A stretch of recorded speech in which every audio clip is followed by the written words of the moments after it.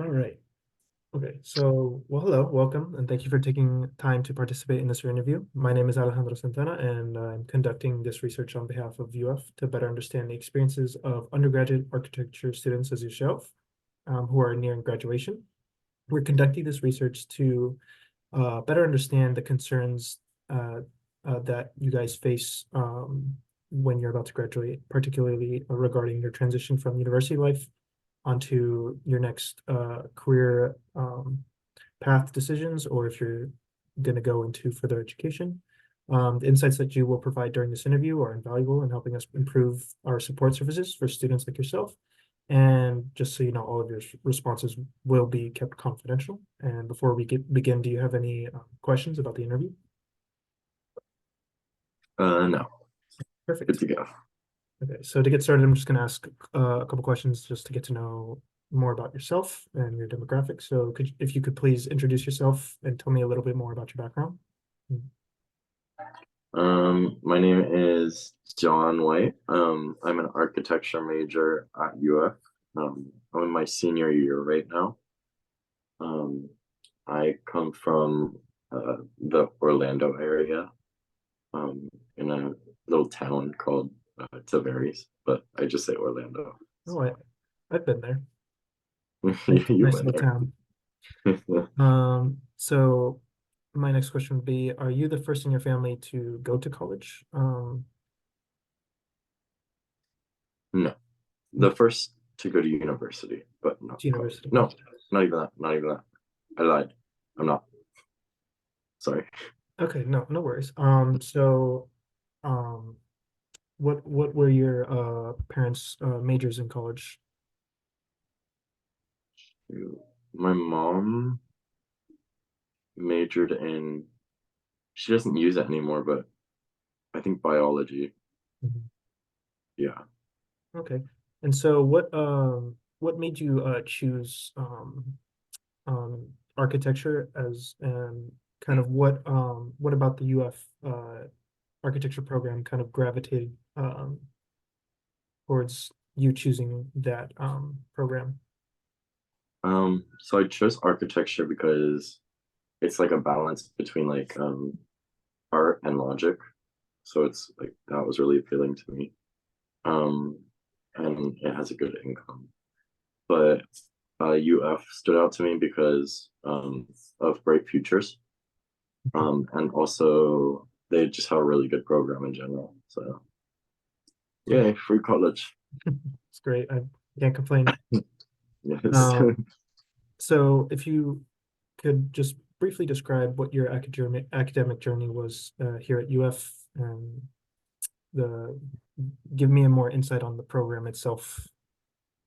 So it's a 4 year program. Um, uh, it's divided into undergraduate and upper division, or I mean lower division, upper division. Um, but it's, I mean, I've made it for all 4 years. I'm taking a certificate in AI in the built environment right now, which is like a little add-on to the major. Um, and yeah, it's a rough major, but I've heard. I also wouldn't, yeah, I wouldn't prefer to do another major. Great. So, So to kind of delve deeper into that, so what challenges would you say have you faced throughout your journey here in both the upper and lower divisions of the design classes you take? And also what are the highlights that come out of those, if you will? so the challenges, it's like managing like, I think the biggest thing is that in architecture classes, there's a very obvious prioritization of one class called studio, which is or design. It's the main class that you take, and they expect you to prioritize it over all other classes. Mhm. So because of that, they will assign like more work than a full-time job, and then probably double that, and then still expect you to keep up with your other classes. So I think that's like the biggest like struggle, but it pays off because we're creating things. And it's not like mindless, numb. Like it's not to say like other things are mindless, but like Mhm. you're working your creativity as you do it. So Mhm. it's beautiful to see it Kind pay of off. practicing, your Mhm. creative mind, so to speak. Yeah, you can see your progress literally. Mhm. Yeah. Okay. So yeah, to go deeper into that, I would just like to ask, if you can just give me like the rundown of how one of the design classes work, like what work you accumulate up through in a semester, and how each of the different design classes between the lower and upper divisions differ, and sort of that progression from when you started and up until Mm. now. So like um the class is kind of broken up into like two or three portions every studio class. There are different projects that you'll build up to. But the main difference between the upper and lower division is the lower division is very conceptual. They call it that's more of the design part of it. And lower division is where people take classes so that they can go into interior design, so that they can go into landscape architecture, things like that. So it's not just for architecture. And then you take all your work and compile it onto a big pinup board. Um, and and they judge all of the pinup boards every year, and um, they allow you pretty much it's a competition to get to the next upper Mhm. division. And the upper division is more like actual architecture. So like you're thinking about like mechanical systems and buildings and square footage and things like that. But before that, it's just like making models, thinking about what's pretty, Mhm. more basic. Um, Great. So, could you give me more insight on the role that the professors have on this journey? Sort of when building up your portfolio, what keys of information do they say? Like, hey, these are the aspects that maybe firms are looking for. This is a better way Mm. to do this or whatever. So kind of give me the rundown of how they're influential in giving you critiques on, you know, each individual, project that you do in terms of pinup and then overall Yeah. portfolio building. So every sorry, I mentioned like the projects and didn't like follow up on that. Yeah. Yeah. But the projects have like at the end you have a critique, and that's kind of what architecture is just big critiques everywhere. And they tell you what you could have done better, what you did right. And that applies when you're building your portfolio for pinup and then for the career, like the big world. Um, but it's kind of like they're seniors and they'll give you advice on like this could hold like this column could definitely not hold what's above it, so you should probably fix that. Or they might have more sometimes they have more subjective advice. Um, like, oh, this doesn't look as pretty as you think it does, or things like that. And that gets kind of complicated to interpret when one professor is telling you one thing and another is telling you um, another. But regardless, like they have more knowledge about these things. It's kind of like an instinct to them. So when they're telling us about portfolios, they're telling us what historically has been accepted and what historically hasn't. Is that kind of the answer you're looking Yeah. for? Okay. Yes, that's what I was trying to get more insight on. And so now, to kind of um, get away from more of the academic aspect, I just want to get your feelings on upcoming graduation, your plans for transition into the next phase of either if you choose to go straight into the industry or if you're looking for, um, to further your education. What are your feelings about that? Um, I think I'm gonna take a couple gap years Mhm. because um, college is expensive, but also we've worked so Yeah. long to like I mean, not right now because we're teachers, but like we've worked so long, and I would love to just finally see it paying off for a little bit. Mhm. Um, so it'd be nice to support myself. So I'm gonna take a gap year and try and get them to pay for a master's degree. Okay. Could you give me insight on what the process of like applying for that is, and if you what are some like feelings that you have toward that, if you're excited or if there's a feeling of like intimidation or It's like, yeah, it's intimidating. I'm excited to, like I said, like to get a job, but I'm normally excited until I actually start looking. Mhm. Um, and when I'm looking for jobs, I like it snaps me into reality of like this is actually what architecture is. Mhm. So it kind of causes a feeling of dread in a way because of that, or like almost depression. Yeah. Not actual depression, but like feelings. Like I get Mhm. the vibe of depression. Yeah. No, I totally understand that with applying. It's dreadful. Yeah, yeah, yeah. And Um, it's like you're so scared that like you're not gonna get like accepted, so it's scary too. mhm. Okay. Yeah. So in your time that you've applied to firms or looked for job opportunities, have you used any have had any access to career services or any support for job services or any platforms of that such? Um, like I think a while ago I used like a very like preliminary or like very it's a very weak job search engine. I can't remember the details. Mhm. I don't even remember if it was through the UF School of Architecture or if it was through like the American Institute of Architects, which is like an organization that's separate from the UF. But regardless, it wasn't very good. Yeah, so to kind of go deeper into that, so what aspects of you those services that you've mentioned that you think are not very good, what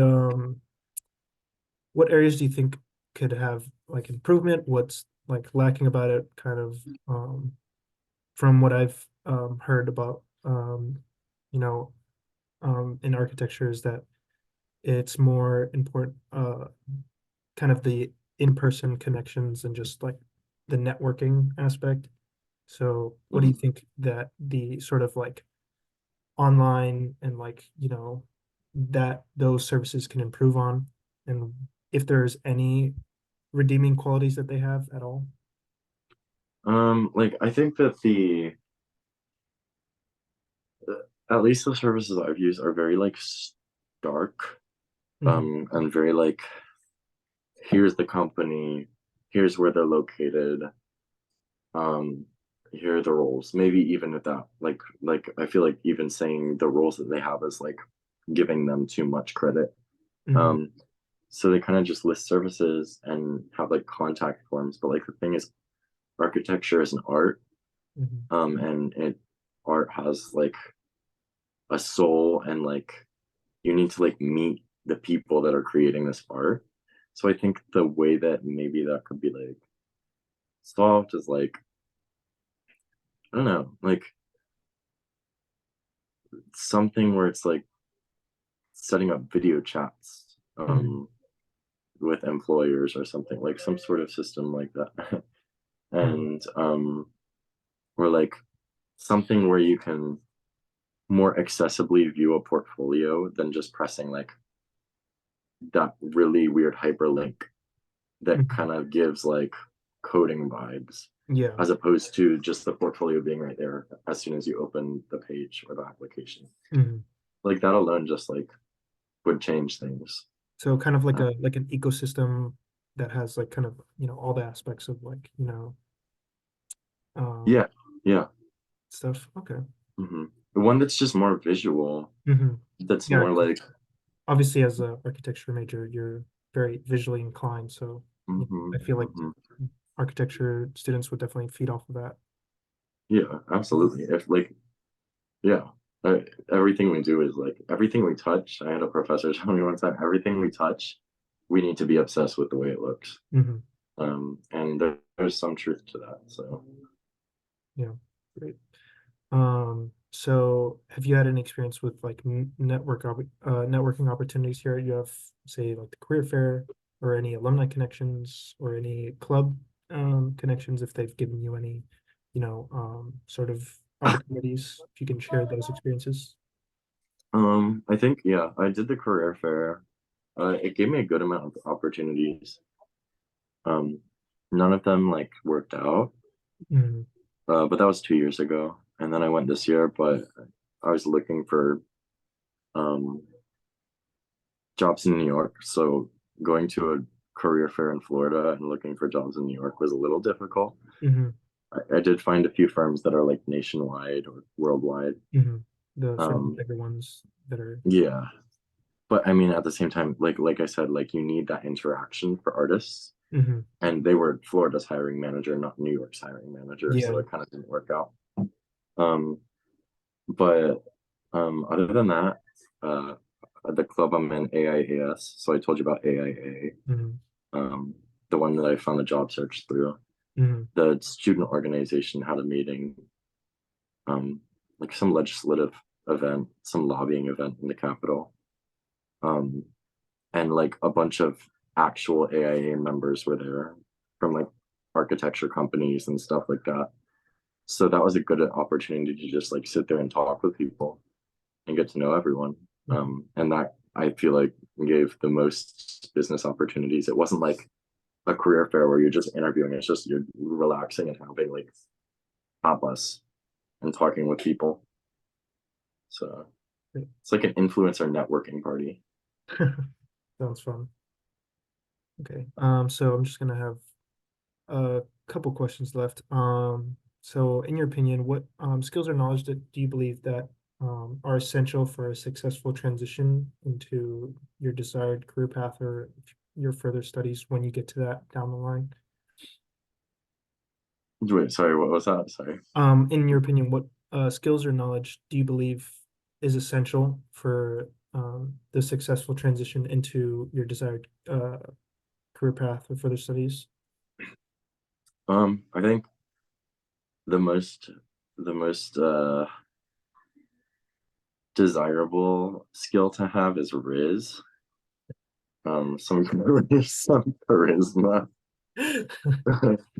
Because if you can get an interviewer interested in you, like Mhm. you don't have to have the greatest work even. You could Yeah, be the personality hire, and what's wrong with that? fake it till you make it. Mhm. Yes, exactly. That and also charisma and also just knowing how to work the networks in general, Mhm. which are separate things, but um, that and just basic design principles. Know how to lay out your portfolio, which is harder than it would seem. Um, and then just having better resources at hand for finding these things. Mhm. Yeah. Okay. So then my just follow-up question to that and the last question for today would be what skills or knowledge gaps do you think that you need to address maybe before graduating that could help improve your transition, if any? Mm, I forgot about one. Yes, this is a good question. I would love to learn freaking Revit. Um, they never taught us Revit in school, Yeah, and that's a really big thing in the field. I've heard that they only So, have like one class optional in the final year. mhm. Yeah, it's happening right now, and my Mhm. schedule's full already. So, So kind of and I'm just sure like, it's overlapping. mhm. Yeah. So would you say that But UF has like they don't kind of go into depth? Well, I don't know if there's like other programs that you guys also interact with. yeah, But we learn Rhino, but mhm, it's very biased towards Rhino, and Rhino is a rarer program. mhm, It's more parametric design, more like crazy designs, which are less common. mhm. Revit's kind of the basic. It's the industry Industry standard, standard, really. you would say. Okay. Yeah. So, I that like one class is not enough for that, but Yeah, I I feel you on that. that's it. Okay. That's how I feel about it. Yeah. All right, great. Well, thank you so much for sharing all of your insights today. Your input is incredibly valuable to us, and it will work towards enhancing our support services for students like yourself. If you have any additional thoughts or feedback that you'd like to share, please feel free to do so right now. That's it. All right, well, That's it. thank you very much, and thank you for your time. Cool. Thank you.